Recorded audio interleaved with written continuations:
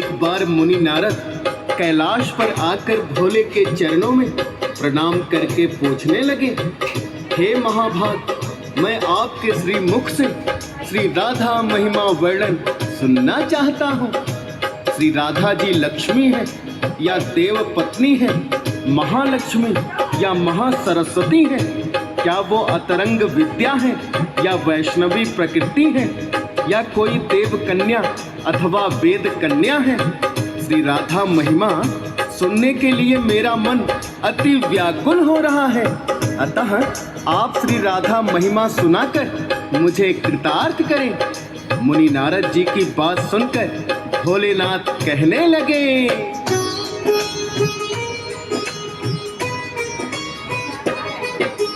कठिन बड़ा ही प्रश्न आपने मुनिवर पूछ लिया, उनके महिमा वर्णन की नहीं मुझ में भी क्षमता।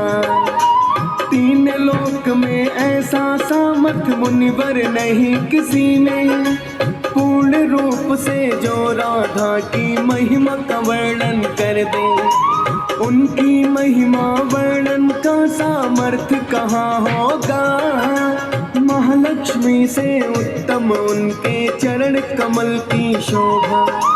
श्री कृष्ण जो सारे जग को आप चलाते हैं, वो भी राधा रूप देख मोहित हो जाते हैं। मोहन को भी मोहन वाली इन्हें बताते हैं, पावन कथा सुनाते हैं। प्राकट्य दिवस राधा रानी का भक्त मनाते हैं, हम कथा सुनाते हैं। ये है वृषभानु दुलारी, भक्तों की तारणहारी। ये है वृषभानु दुलारी, भक्तों की तारणहारी। प्रिय भक्तजनों, भोलेनाथ कहने लगे, हे देवऋषि, राधा महिमा का मैं क्या वर्णन करूं।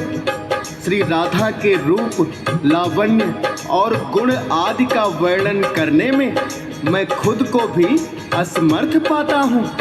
उनके रूप आदि की महिमा कहने में भी लज्जित हो रहा हूँ। जो जगत को मोहने वाले श्री कृष्ण को भी मोहित कर ले, ऐसी है श्री राधिका रानी। तब देव ऋषि नारद कहने लगे, हे भोलेनाथ, आप धन्य हैं। कृपा करके मुझे यह बताकर कृतार्थ करें कि श्री जी का प्राकट्य किस प्रकार हुआ था। देव ऋषि नारद की बात सुनकर भोलेनाथ कहने लगे,